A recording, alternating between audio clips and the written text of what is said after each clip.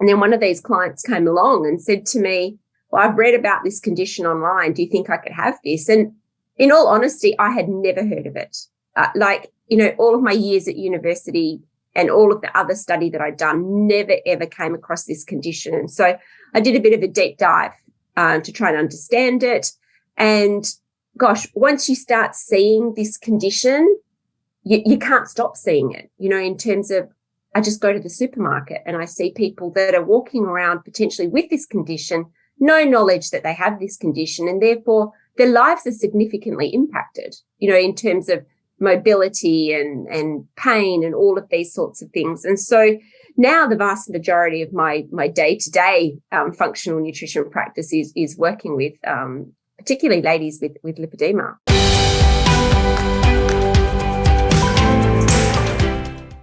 Carrie, well, welcome. Thank you. I don't know who's going to, this is usually, I know you're in Australia, and so we usually do this in the morning, so we don't usually have as many people show up in the afternoon. David, thanks for being part of this. Obviously, we'll turn this into a podcast. So, Carrie, thank you for what, I know it's 7, 8 a.m., something like that, where you're at, I suppose. Well, I'm on the West Coast in Australia, so it's actually 6 a.m. here, but it's a beautiful time of the day to be up, right? Good for you. Is that Perth, or where are you at? Perth? I'm in Perth. Yeah, okay. I know a little bit about Australia. I just put up a video on my YouTube channel complaining about Australia. I just saw a video of they were feeding these kids all these potato chips made out of crickets and talking how wonderful it is and great, and they could eat lots and lots of potato chips because it's healthy for the planet and it's still junk food, right? I mean, regardless, it's going to be junk food. So I guess you call yourself a nutritional, functional nutritionist. I think that's the word I saw. Is that functional nutritionist? But my training, my degree is in nutritional medicine. I think it's just one of those terms we sort of use all sorts of them. I think for most people, I just tell them I'm a nutritionist because that, they know what that means. Yeah. So we're using nutrition to improve our quality of life, our health, I suppose. That's what. It seems like if we just ate normal food, we wouldn't even have to deal with this, but it's because we've got such a weird food system these days. How did you get into nutrition? What drove you in that way? Well, actually, it started my eldest son is 30, so it started not long after that. He had all sorts of health concerns, and I went from doctor to doctor to doctor. I went to naturopaths. I knew that there was something amiss, but we couldn't quite pin it down. Eventually, he was diagnosed with Tourette syndrome, and some other things at the time. And as a young mum, I was fairly naive. At the end of the day, I just followed the advice that the doctors gave me. They put him on some fairly strong medication, and after a couple of weeks, I just looked at my fun-loving boy that turned into a bit of a zombie. He just wanted to sit on the lounge and not do anything, and it was so heartbreaking as a mum. I remember at that point ringing the doctor and I said, I'm just not happy with this. And I said, I just want to take him off the medication.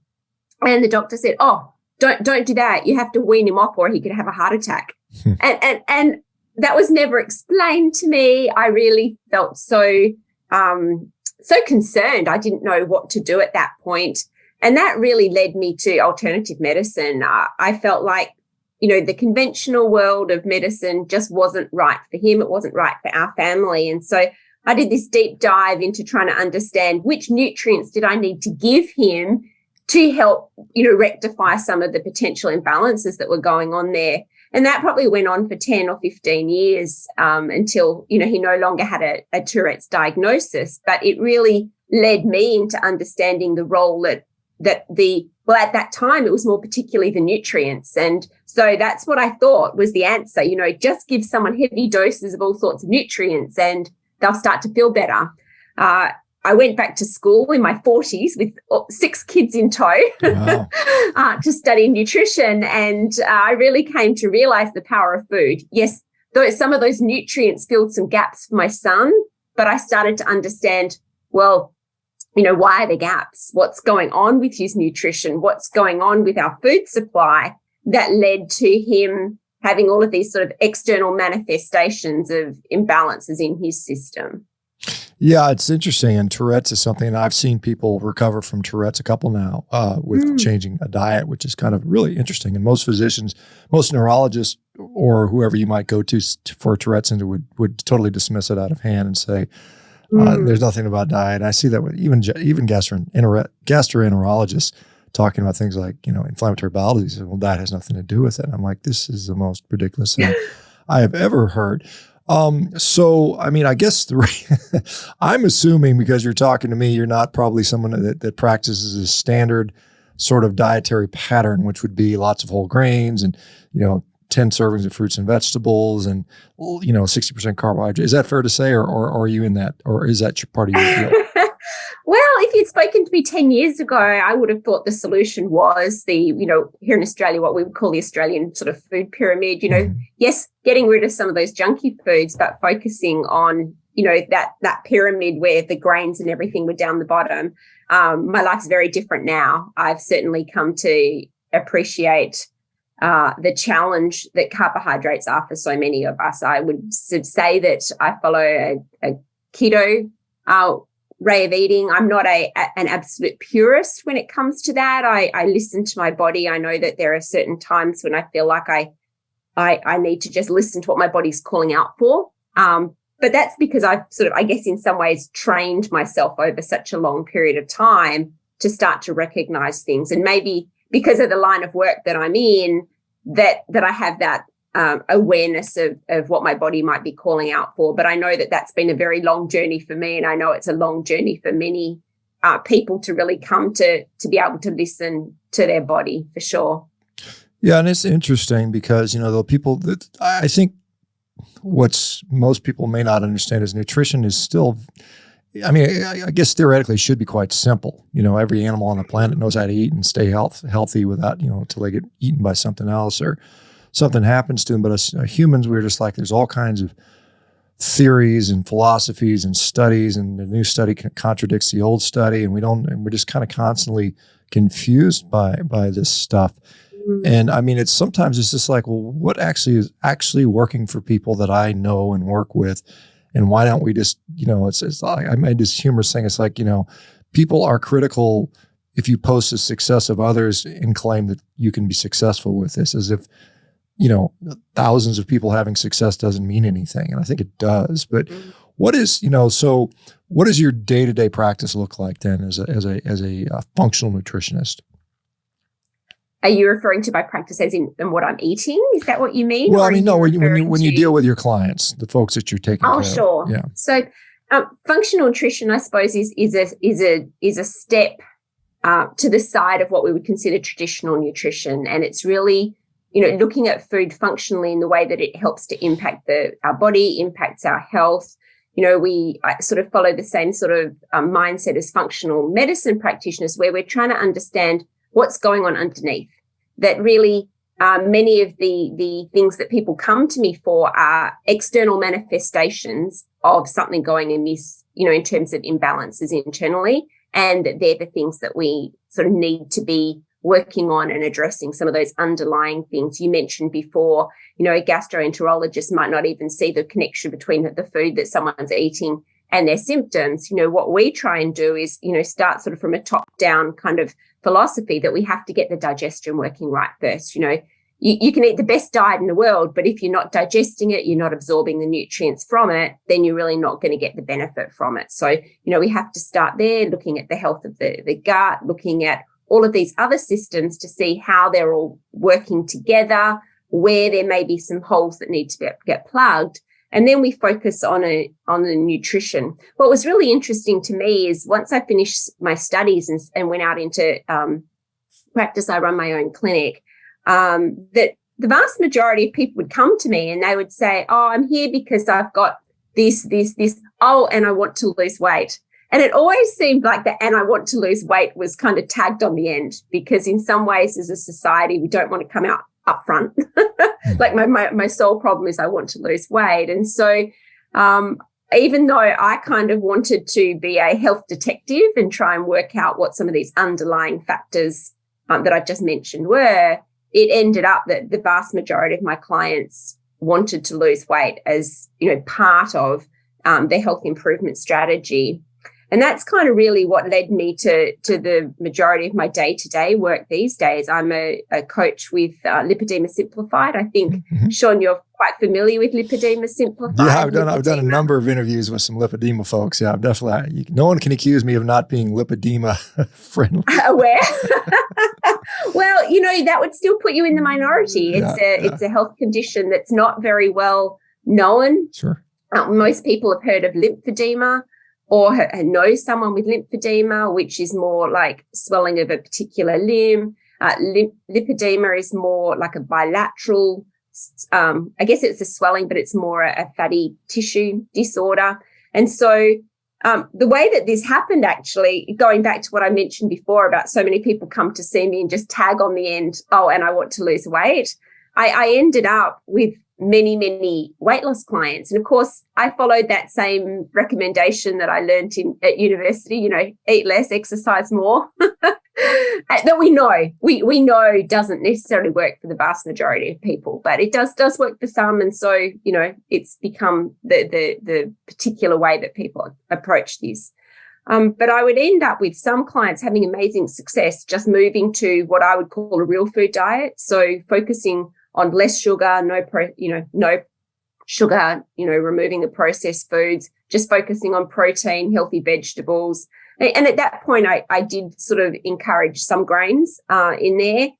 And I'd find some people had great success, but then you'd get this person that would come along that would be like, I am doing everything, and they were so adamant about, following it like 110%. They were just doing everything and they would get no benefit from it. And it really, in that health detective mode, it just really confused me. I'm like, well, how is it that so many people benefit from, this particular regime, but some don't? And then one of these clients came along and said to me, well, I've read about this condition online. Do you think I could have this? And in all honesty, I had never heard of it. All of my years at university and all of the other study that I'd done, never, ever came across this condition. And so I did a bit of a deep dive to try and understand it.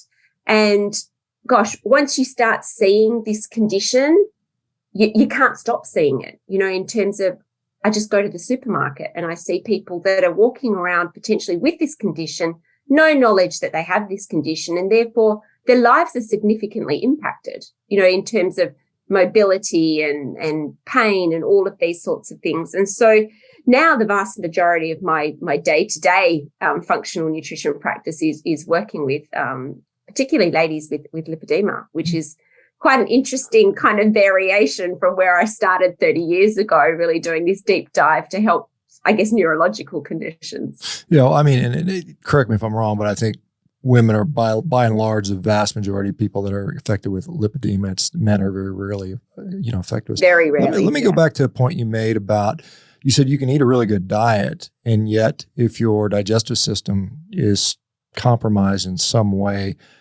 it's still going to be suboptimal. So what are the things you're looking at? I mean, I can see, microbiome, permeability issues with the gut, acid production, bile production. What do you look at? How do you work that up to figure out how to like, somebody says I'm eating the perfect diet, whatever that might be, and they're still not, maybe they're malabsorbing, maybe they're having an issue. How do you go about working that up?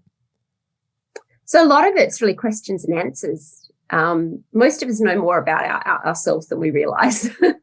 So by really sort of doing a bit of a delve into what's going on with their digestion, and we start from the top, do you make enough saliva? It's as fundamental as that. What do you do in the time that you're preparing your food? When you start eating your food, are you thinking about it? Does that saliva start flowing? If that saliva starts flowing, then that's the beginning of that digestive process. What happens when you eat? How do you eat? Some of us eat like my pet dog. It's like she inhales her food, and we know we shouldn't. But some of us as humans sort of pretty much inhale our food, and that doesn't give our digestive processes time to really come on board. So we want to be slowly chewing. And so I ask questions like this. I do use questionnaires with people. I want to understand whether they have good levels of stomach acid, poor levels of stomach acid. If the digestive juices coming out of the stomach as the food moves into the intestine, if it's not the right pH, then it's not going to stimulate the release of further enzymes down the digestive tract. It kind of it impairs the whole cascade. And that's when you end up with more of those significant issues like digestive sort of those microbe imbalances, potentially small intestinal bacterial overgrowth. There's a connection between bile release and stomach acid, bile release, and all of the other processes that happen. And so I don't do any diagnostic tests, so to speak, in terms of digestive function, but really we talk about it and we come up with a bit of a hypothesis. And like so many things I do with my nutritional clients, we then test it out. We experiment. We say, well, okay, I think maybe there's some impaired stomach acid here. You have a history of, X, Y, Z.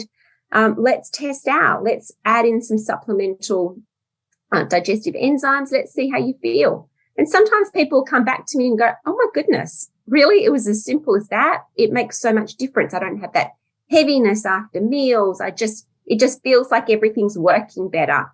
Doesn't always work for everyone, but that's where we start. And then once we understand where the issue is, then we also sort of have to look at, well, why is the stomach acid low? I mean, I don't want anyone to feel like they have to take supplemental stomach acid for the rest of their lives, right? The body should be able to do all these functions that we need it to. Some of these things we get less effective at doing as we get older. But we have to start thinking about, what is going on with the bile, the gallbladder, the liver, what's going on with the thyroid. Are there nutrients that are deficient? Do you have enough zinc? Do you have this? Do you have that? That could all be impairing that function as well. So that's, I guess, the realm of where I start to look at things and try and put some of these pieces together so that people can start to feel better. And that's really what it's all about, isn't it? We want to be feeling better. Life's challenging enough as it is. We don't want health issues to be sort of top of that list. We want to be doing all that we can to be feeding our body well, to be understanding more about what works for us. You asked me the question before about how do I eat? What's my kind of philosophy? And, I think that we need to always be an experiment. We always need to consider ourselves to be that experiment. If new information comes along or new methods come along, then, having that open mind to test it out and to try it out. You wouldn't believe how many clients come along to me saying, I was 10 years a vegetarian, or, I'm vegan, or, whatever it may be. But they've become so invested, like it's almost like their eating regime has become their identity. And so, if you identify yourself in any of these particular, I guess, food tribes, then it's really hard to open up your mind to think, well, maybe what worked initially, I felt really good as a vegetarian, for instance. But then after a couple of years, you don't feel so good, but it's become part of your identity. It's really hard to have an open mind enough to say, well, maybe there's something I need. Maybe I'm missing something here and I do need something else in my diet. I imagine that you talk to people all the time, Shawn, that have a history of, following a particular eating regime that worked for them for a period of time, but then it felt like it stopped working, but it's really hard to change. Well, yeah, in many cases. And, some people are invested, particularly, when the ideology sort of overshadows it, particularly, you see that particularly with sort of the vegan sort of folks where they get wrapped in an ideology, and that becomes, they may spend years and years trying to unravel that before they finally succumb to, like, they just wake up and say, I can't live like this anymore. But yeah, it can be any particularly carnivore or whatever. Some people really identify with it, and they think that if I don't do this, there's something wrong with me. And I try to disabuse them of that. I'm saying, look, do what's going to work for you. If you need to add something in or subtract something or change something out, that's always a good thing. Do you find that, we're in I don't know, Perth, Australia versus, I don't know, Sydney or Melbourne? I don't know I don't know the differences in how the populations act there, but is there kind of are you kind of considered a strange, odd, perhaps even dangerous person within the community around you? I guess still here, certainly in Perth, and I guess in Australia, we just follow a very standard Western diet. And so when someone comes along like me and says, hey, why don't you try kind of switching that up and moving to some other way of eating, or, add in other sorts of things to help your health. Yeah, I think it still is seen as a bit of a fringe kind of movement.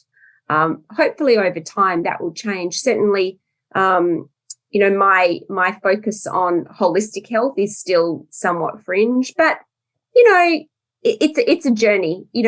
People's mindsets have changed. And I feel like, one person at a time, as people experience improvements in their health, then over time, our philosophy and our way of doing things will certainly become more the sort of things that people are reaching out for. I think mainstream medicine doesn't necessarily provide all the answers anymore. And so, people that have that openness to testing out other things are finding benefits from looking more holistically at their health.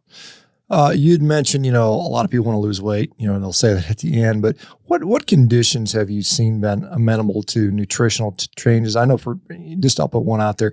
Mental health is something that I see regularly responds to better nutrition. That's a very controversial statement. It certainly was a few years ago. And now, like guys like Chris Palmer and other psychiatrists are testing this and showing really good data. But what do you see, what are the range of things you see get better with improved nutrition? Oh gosh, I think the question would be what doesn't improve. Yeah, exactly. Really, it's about plugging those holes. And if we're eating a standard diet, then we're going to have holes in our nutrition because of the way that foods have been processed. We live in this convenience world and we just grab things that are, somebody else has already done most of the work to do. But that processing is certainly damaging the foods that we're eating. And I think, you could go back to the conversation, is our food supply even full of all the nutrients we need? But in terms of, which of those options is going to be better, the more real whole foods that we're eating, the more likely we are to be able to plug some of those holes. And our body it's a biochemical factory process. I even talk to my clients and say sometimes it's like baking a cake. If you need to bake a cake and it gives you a list of 10 ingredients, but you only have 8 of them, do you go ahead and bake the cake and think, oh, well, we'll just wait and see? It's either going to look like a pancake or it's just not going to taste like you want it to. So it's the same with our biochemistry. It has all of these ingredients it needs. Every process in the body, has certain vitamins, certain nutrients, certain, other impacts that it needs, neurotransmitters, enzymes. All of these things have to be available to the body for these processes to work optimally. The body also has residual kind of functions that it kind of works around some of these processes if we don't have all the ingredients. But, again, that's where I find that there is health compromise. And by bringing back in, optimizing that digestion, getting everything to be working there, lowering the level of inflammation in the body, working with our genetics, which is part of the topic that we haven't spoken about, but genetics is certainly one of the factors that plays into all of this as well. As we start sort of plugging up those holes, I find most conditions, especially mental health, really start to feel better for people. I always tell people with mental health concerns to work with their doctor as well. I don't want people to go off medications. I want people to do that under a doctor's supervision. But certainly I have people that, come to me and kind of say, I just feel great now. The things that I have more resilience, I suppose, is a key phrase I hear from people. And by plugging up some of those holes, it just allows our bodies to function better. You mentioned plugging holes. You've used that term several times. What are the typical holes you see that are not plugged? What are the things that you typically would see? So I think there's a lot of minerals that people are low on, like magnesium, zinc. Across the board, I think we're low in the level of minerals, and that may come back to the soil quality, the farming practices, all of those sorts of things. Our fresh produce sitting in cold storage for some time. I think there's a lot of factors that can be involved there. But certainly nutrients, I think the fact that we potentially in a Western diet eat more omega-6 type vegetable oils in processed foods. I think there's some concerns there in terms of those essential fatty acids that we need in our body to be doing certain sorts of things. Vitamins, across the board. People just seem to be low. I do a lot of pathology testing, or at least, invite my clients to go to their doctor and ask for some pathology to be run. And I see low levels of zinc all the time. I don't know whether that's particular to my location here in Perth in Western Australia, whether that's an Australia-wide thing or an across the world thing, but I certainly see low zinc, low iodine. A lot of my clients have underlying thyroid issues. So, potentially there's some issues with iodine, selenium. And again, I think that we need to be eating a good diet so that we can be getting all of these nutrients. I mean, certainly you can supplement with some of them, but I see those as short-term fixes. Ultimately, we want to be getting the vast majority of nutrients from our food supply. Yeah, and that brings me to the point of we have a lot of fortified foods. We have a lot of cereals and other things that are fortified with things we're supposed to eat. Why? Only because they've been stripped out of the foods in the processing and then they have to add them back in. It makes me laugh when I go to the supermarket and it's a real marketing thing these days, added iron or, helps with your iron or, various other nutrients that are like plastered all over the front of packaging. Those things should already be in those foods. Well, yeah. Why do we have to fortify something with B vitamins? It's because we've, processed those grains to the point that there's no nutrients left in them.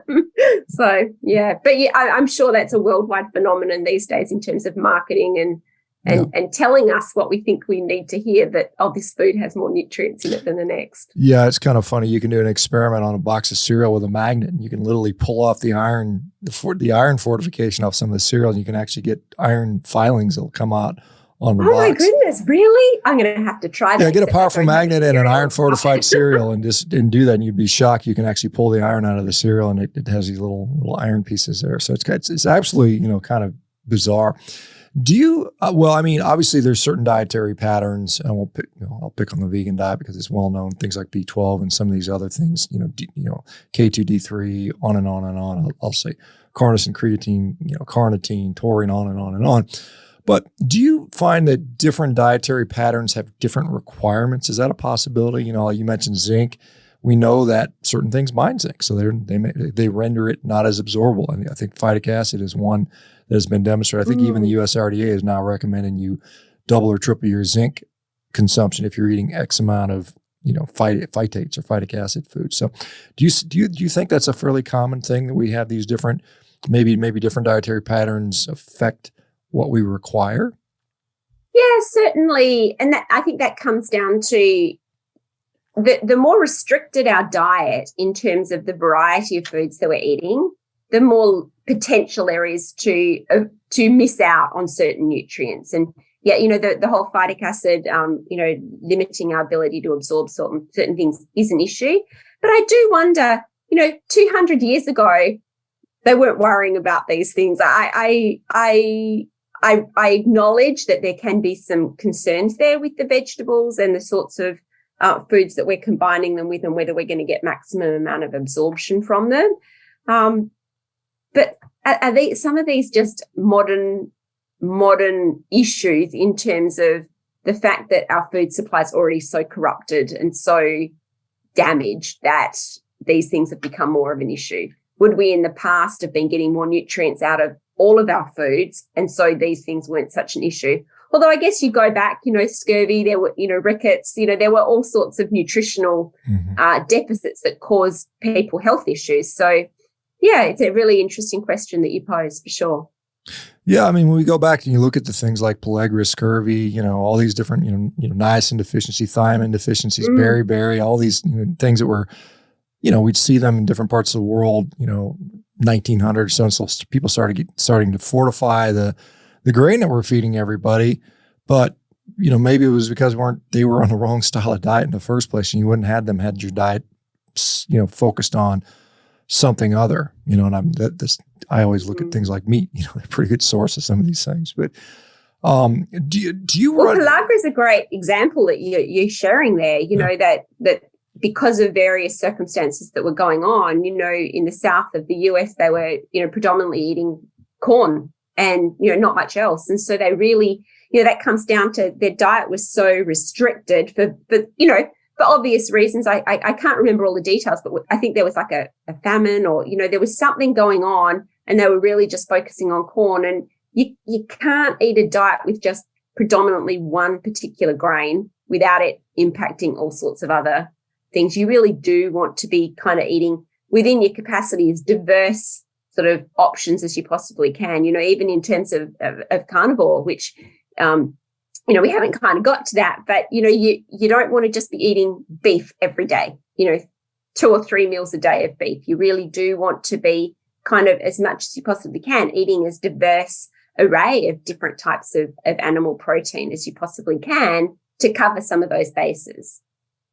Yeah, interesting, because there are people that I know, and I'm one of them, that just eats beef all the time. I to be fair, I eat some eggs from time to time, and I'll have a little bit of fish once in a while. But I mean, honestly, I'm probably 98% beef is what I eat, and I've been doing it for 6 years, and I'm a world record holding athlete, and on and on and on. And so, maybe my makeup is different, and maybe I'm already nutritionally replete. But it's interesting. But let me ask you about. I think it would depend where you're getting the beef from. Is it I think that would make a huge difference in terms of the nutrient profile of whatever you're eating, where it comes from. It's interesting. It's interesting. And I've had these discussions over the years, and I'm, I've had the fortune to observe, literally thousands of people doing this right now. And I think some of our assumptions are probably don't often hold up when it comes to the real world for sometimes. But I think the point is, I think the point you're making about an inadequate digestive system, because like, for instance, when somebody tells me they've got digestive issues, whether it's reflux or bloating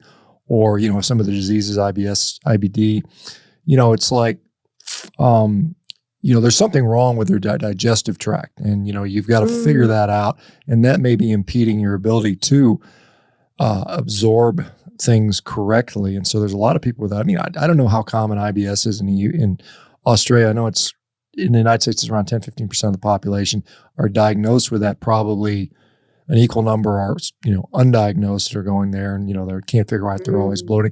This is the one thing that kind of, I don't know what your thoughts on this.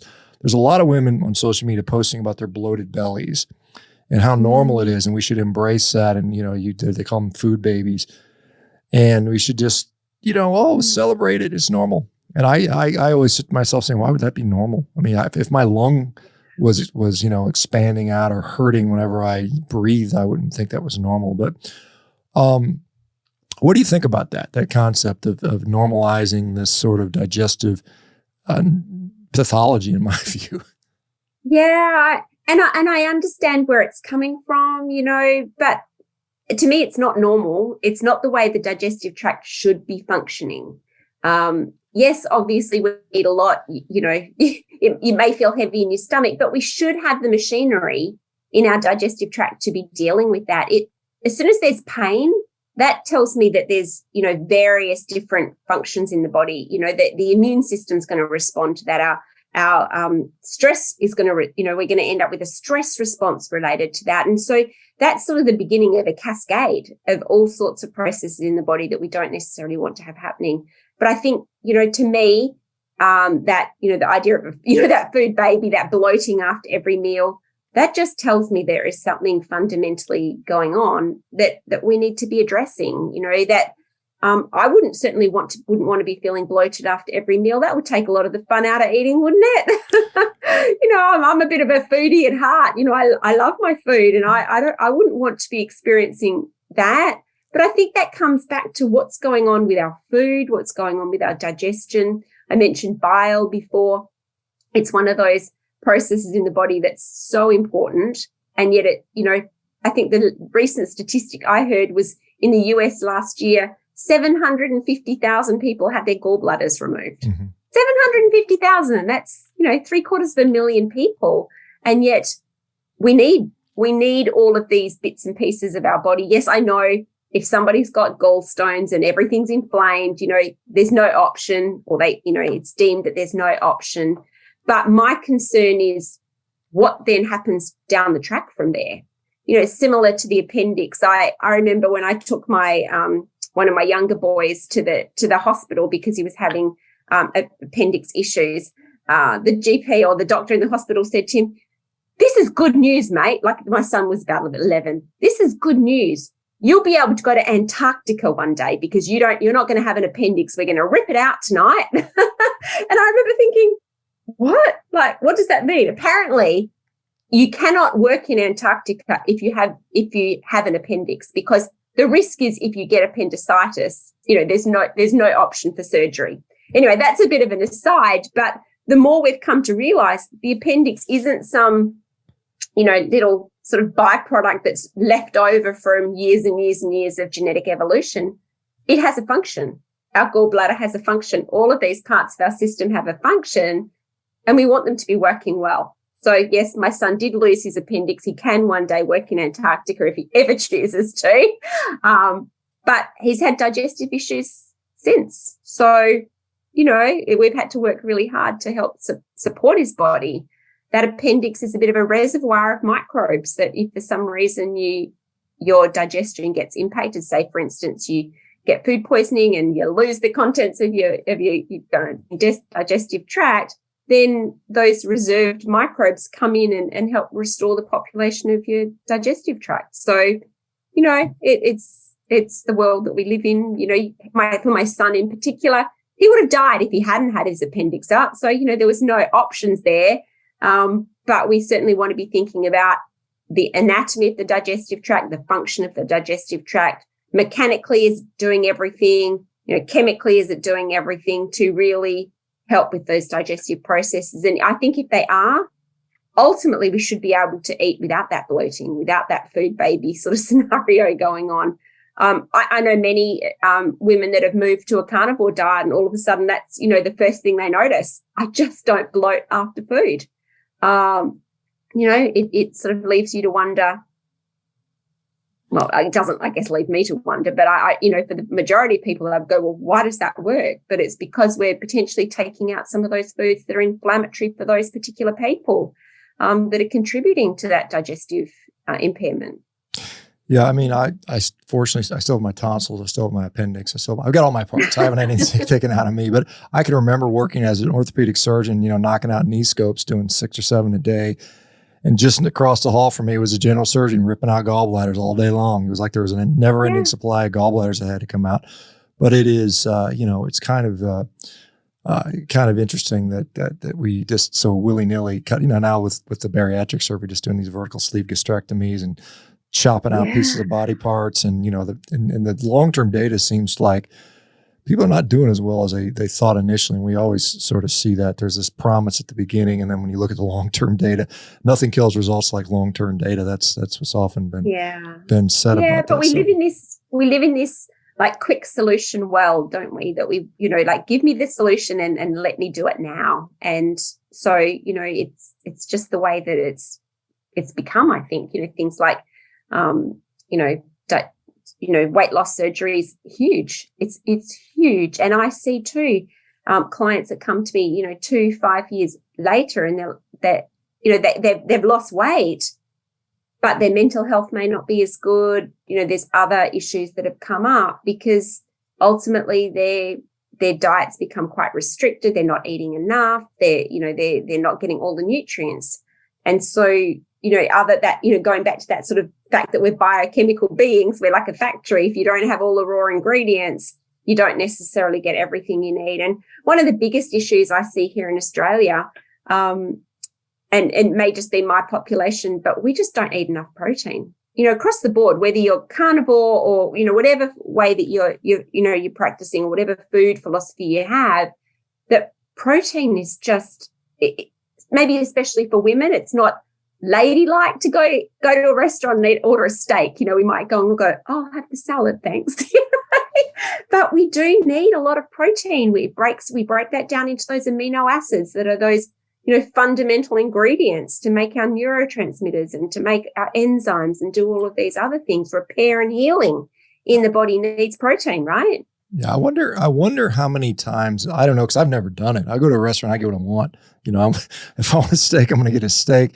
Yeah. I wonder how many women have looked at a menu and like, God, I'd really like to have this steak, but no, I'm going to get the pasta salad or the salad or something. I wonder how often that happens. Do you have any idea? Yeah, probably more than we would like to realize, because, society conditions us about the sorts of food choices, that it's probably a little bit more ladylike to eat the salad than to sit down to a huge steak. But let me tell you, if you have someone that can cook steak well, gosh, it's amazing, isn't it? It's such good food. Yeah, I just wanted to.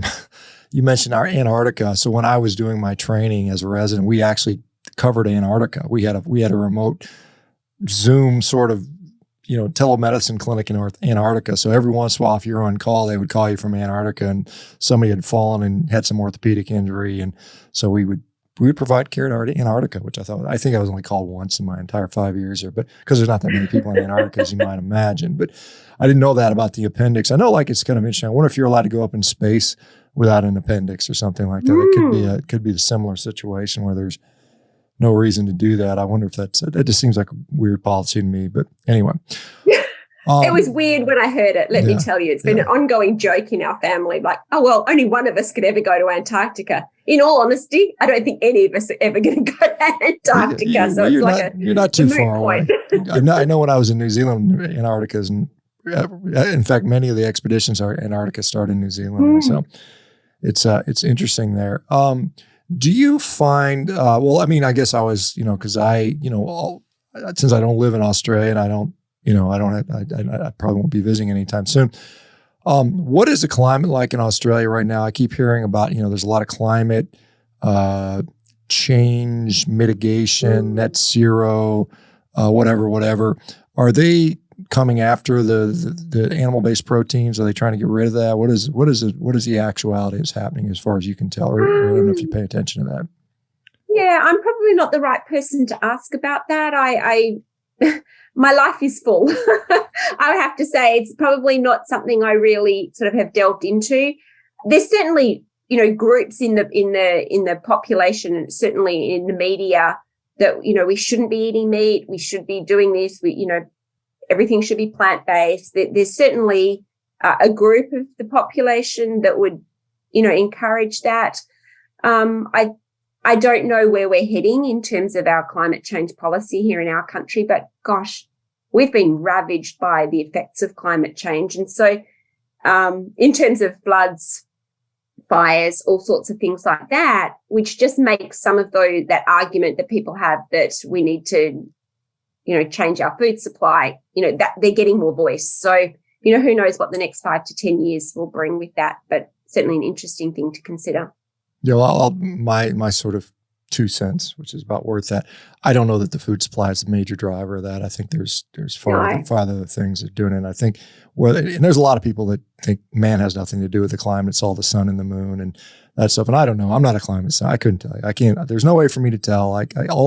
I'm pretty good at knowing what's going on in my own health, and that's kind of where my expertise sort of stops, I suppose. And so, but I don't think cows are boiling the ocean with their burps and things like that. I think it's nonsense. But anyway, some people disagree, and a lot of people disagree with that. And they, try. The problem is they try to dictate, what I'm allowed to eat, which is a problem for me personally.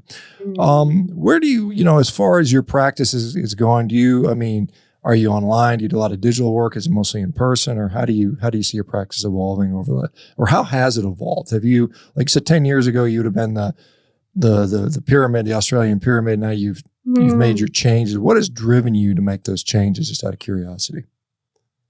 In terms of my own philosophy, it always starts with us, doesn't it? I hit those kind of perimenopause, menopause years, and things changed for me and for my own health. I have an autoimmune thyroid condition. I've had that for potentially 30 years, but only was diagnosed probably 10, 15 years ago.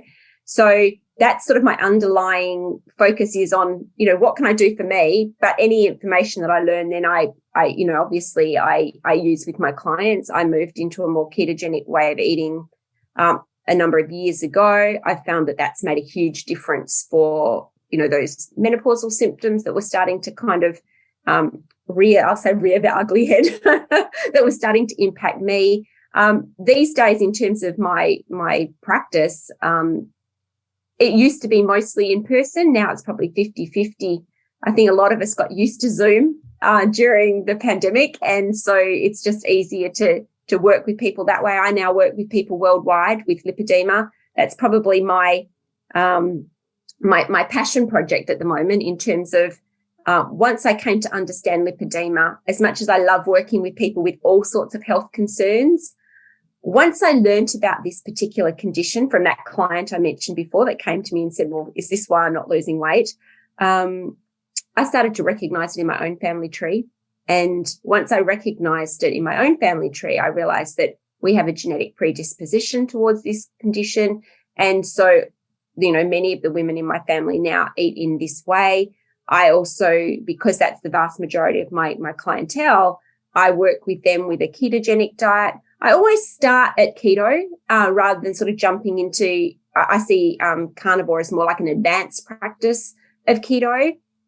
So with my ladies with lipedema in particular, we started at a ketogenic level and we just assess. For many people, it's a big jump, even from what they've been doing originally to a ketogenic diet. We sort of slowly work to low carb, then to ketogenic, get people starting to feel better, less pain, less brain fog, more energy. All of those things provide you with that motivation to keep going. I do find some of my clients can stay at a keto level. That works for them. It works for their lifestyle. They're experiencing enough benefits with their health condition that they're like, yep, this is good. Some of them will do that for a few months. We do usually trial that for a period of time to allow the body to adapt, to get that sort of keto machinery up and running well. And then if they're still not getting all of the benefits that they would like, then I do from time to time say, hey, well, let's test out, a more, I guess, ketovore, moving towards sort of carnivore way of eating. And let's see how your body responds to this. I always put it to people, it's an experiment. We're testing this out. We're going to give it a trial. We're going to do the trial for, 4 weeks, 6 weeks, and just then gauge. I always think it's important with our health that we take time every so often to stop and assess. Does this feel like it's working? What benefits am I getting? I actually get my clients sort of on day dot to fill in a bit of a questionnaire about their symptoms. And then, 6 weeks into keto, we do the same questionnaire so that people have something quantifiable that they can say, well, yes, actually, my pain was a 10, now it's only a 7. Yep, great. You're getting some benefit from this. Let's see where this goes. Because we're so quick to forget what was going on before. And so that's really beneficial. And then if we move into a more of a carnivore way of eating, then we do the same. We do that assessment again and say, well, okay, have you experienced more benefits from this? Where are we going with it? I do have some that have moved into a carnivore way of eating that have felt great for, 3 to 6 months. And then things sort of, seem to peter off and they don't get the same benefit from it. And I say to them at that point, well, yeah, that, that can happen. Let's test this out. What's changed? Could the hormones have been impacted by something that you're doing? And let's keep playing around with it and keep that mindset of, I'm going to experiment with my body and just see where the benefit comes. And I think that that's a helpful mindset to not go into something and say, this is it. This is what I'm going to do forever, because, we have to stay in tune with what's happening with our health. And I have had clients then sort of do a bit more of a sort of intermittent carnivore. There might be periods of time where they're more carnivore, other periods of time where they're, more at that ketovore or keto level, and they just kind of switch it around. And that seems to work for some people as well. I think about that in terms of ancestrally, we would have periods of feast and famine, and our bodies were able to kind of adapt. Maybe for some people that replicates that experience. They are more carnivore through the winter and a bit more sort of keto through the summer months, and their bodies seem to respond to that. But it's having that mindset of, I'm going to experiment and see what works for me is really helpful, I think. Do you think there is a phenomenon of age changing our requirements? Because it seems like a lot of people that sort of end up drifting to low carb, ketogenic diets, even carnivore diets, tend to be a little bit older, whereas the younger folks are like, no, I don't want to do that, or I don't enjoy that. And the older folks are like, this is now what works for me. Do you think there's going on with something as we age, perhaps? Yeah, and I think some of that comes back to that protein that I mentioned before. We actually need more protein as we get older. We would think that we would need less because we're not likely to be as physically active as we were maybe when we were younger. But I think some of those digestive processes become mildly impaired. So by eating in a different way, hopefully we can override some of that impairment. Eating more protein in the diet is potentially covering some of those nutritional bases if we're not able to get cleave as much of that nutrients out of the protein. But certainly I see that aging, just the phenomenon of aging, we start to accumulate more and more, I guess, health conditions and labels and symptoms. And so at that point, really reassessing and saying, well, what worked for me in my 20s when I was running around and super busy and doing all of those things then may not be working for me at 50 or at 70. So, let's have a bit of a plan and a reassess and test something else out.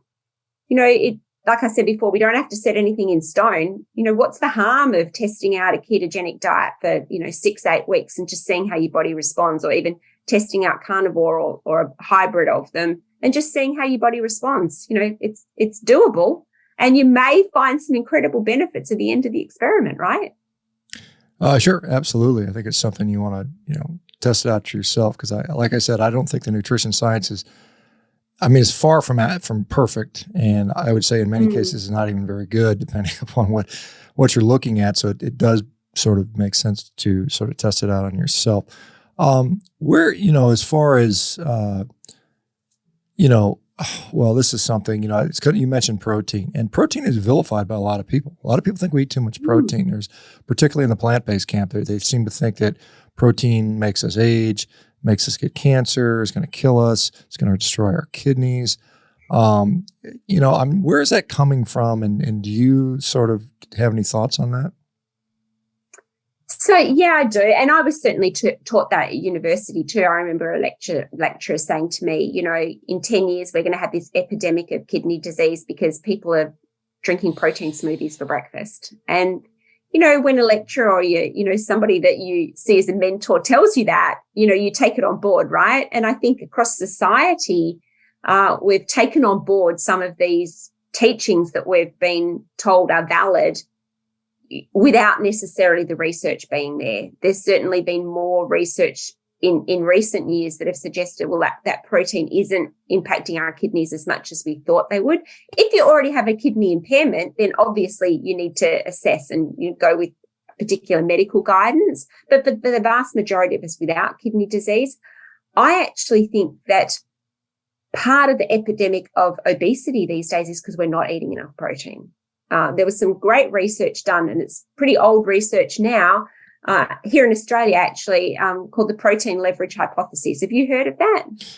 Yeah, I've heard it. There's a guy named Ted Naiman that has been talking about that for a few years. But yeah, I've definitely heard of that.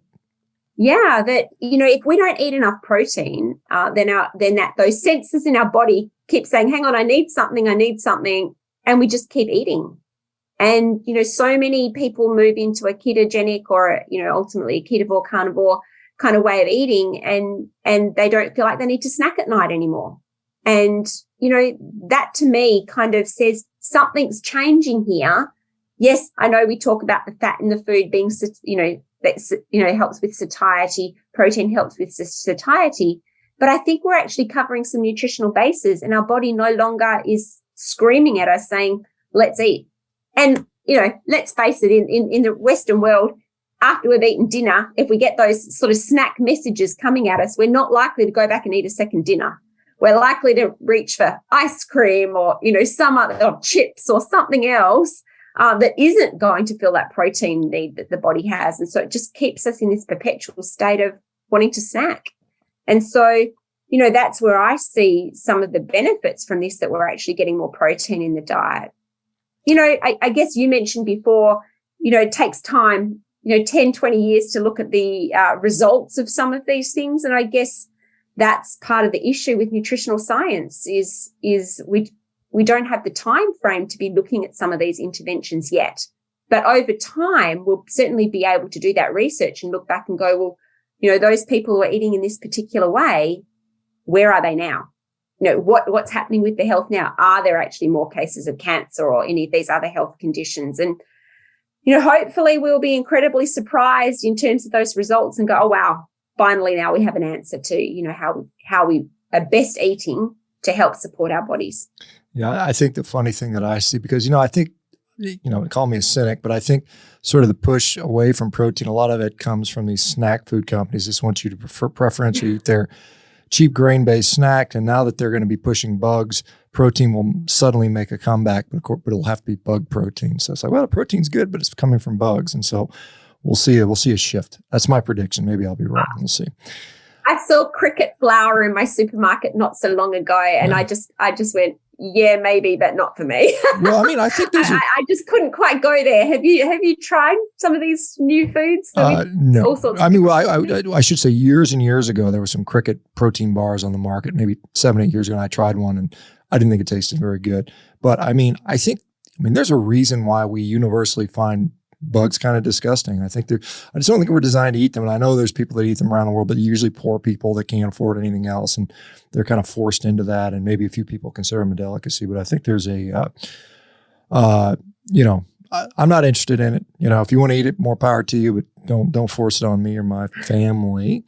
Well, with that, unfortunately, I have to catch a plane. So I got to hop on a plane. I got to go run to the airport. So it was a pleasure chatting with you. Thank you so much for the discussion, and keep doing what you're doing. It's always nice to have people that are actually, using nutrition to treat disease.